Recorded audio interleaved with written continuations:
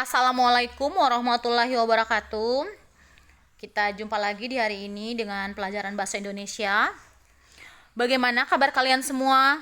Semoga sehat dan selalu berbahagia ya. Video kali ini Ibu akan menjelaskan tentang teks eksplanasi. Jika sebelumnya kita sudah mempelajari teks prosedur, yakni langkah-langkah, petunjuk, atau cara melakukan sesuatu, maka apa itu teks eksplanasi? Untuk mempermudah kita memahami apa itu teks eksplanasi, silakan kalian simak video pembelajaran ini sampai selesai. Kalian pasti pernah mendengar kata explain. Dalam bahasa Inggris, explain artinya adalah menjelaskan atau explanation yang artinya penjelasan. Jadi, jika diterjemahkan ke dalam bahasa Indonesia, teks eksplanasi adalah teks yang berisi tentang penjelasan atau menjelaskan. Ya, kita masuk pada pengertian teks eksplanasi. Jadi anak-anakku, teks eksplanasi adalah teks yang berisi tentang proses mengapa dan bagaimana suatu peristiwa atau fenomena alam, sosial, budaya, dan ilmu pengetahuan lainnya bisa terjadi. Apa itu fenomena alam? Apa itu fenomena sosial? Nah, ini adalah berikut kalian lihat contohnya. Ini merupakan salah satu contoh fenomena alam langka. Di sini ada namanya, yaitu dia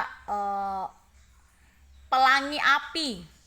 Jadi fenomena ini termasuk dalam kategori fenomena langka.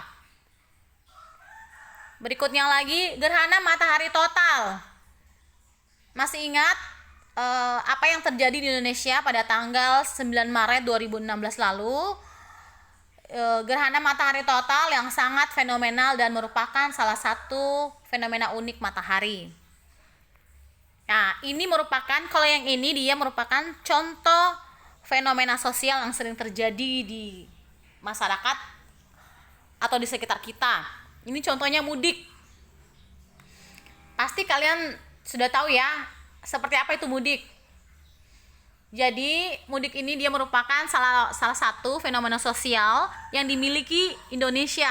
Bahkan bisa dikatakan hanya di Indonesia fenomena ini sendiri bisa dikenal dengan pulangnya orang merantau ke tanah kelahiran asli, dan biasanya dilakukan pada saat menjelang hari raya atau hari-hari besar lainnya ya. Yang kedua lagi, ini adalah contoh fenomena sosial yang bersifat positif ya. Karena ada juga fenomena sosial yang sifatnya negatif. Yang positif ini adalah aksi solidaritas. Ya, ini dia terjadi karena adanya kepedulian terhadap sesama dan bersama-sama menyatukan tekad dan kemauan untuk membantu saudara kita yang mengalami musibah ataupun masalah. Jadi ini dia masuk fenomena sosial yang bersifat positif. Kalau yang negatif itu ada banyak, ada tawuran dan sebagainya ya. Kita lanjut lagi. Kita masuk pada ciri-ciri teks eksplanasi. Dari ciri yang pertama adalah isinya faktual atau apa adanya. Isi teksnya ini dia bersifat benar, apa adanya, sesuai dengan kenyataan atau apa adanya. Jadi tidak berdasarkan opini penulis. Dan yang kedua, bersifat ilmiah. Di sini maksudnya menjelaskan objek atau peristiwa yang dapat dipelajari menggunakan ilmu pengetahuan atau isinya termasuk karya ilmiah. Jadi tidak mengada-ngada isinya. Kemudian yang ketiga, bersifat informatif. Maksudnya di sini isinya berupa informasi mengenai objek atau fenomena yang diberikan kepada orang lain atau pembaca. Dan yang keempat, temanya memuat hal umum. Jadi sebagian besar pembahasannya itu memuat fenomena umum sosial dan objek lain, lalu dijelaskan secara detail dengan bahasa yang mudah dimengerti. Dan yang kelima, terdapat sequence makers atau penyampaian urutan. Misalnya pertama, kedua, atau kemudian, dan sebagainya. Kita lanjut lagi. Ibu rasa semoga kalian bisa paham ya dengan penjelasan yang Ibu berikan. Nah, di sini ada salah satu contoh teksnya, pelangi api. Fenomena ini termasuk dalam kategori fenomena langka. Pasalnya, kondisi dan faktor-faktor penyebab dari fenomena ini cukup sulit. Nama berupa pelangi api ini mewakili gambaran peristiwa berupa adanya pelangi yang berbentuk layaknya api yang sedang berkobar di atas langit. Nah, nanti dibaca ya. Kita lanjut lagi. Struktur teks eksplanasi. Jadi anak-anakku, teks eksplanasi ini dia memiliki struktur yang membangun. Dengan adanya struktur inilah, teks eksplanasi dapat dibangun. Berikut adalah struktur teks eksplanasi. Yang pertama yaitu judul. Judul teks eksplanasi menggambarkan fenomena yang hendak dijelaskan. Dan yang kedua, pernyataan umum.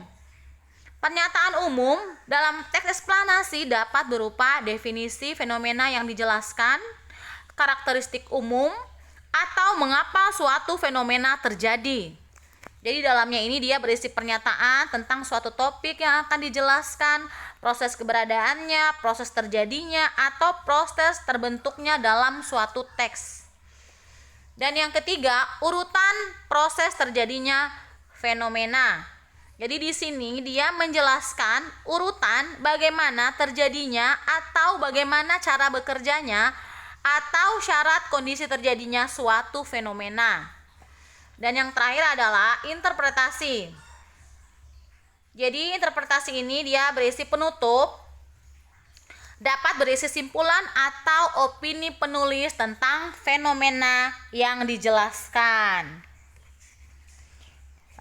Jadi anak-anakku, sekian penjelasan video kali ini. Terima kasih yang sudah menyimak video sampai selesai. Wassalamualaikum warahmatullahi wabarakatuh.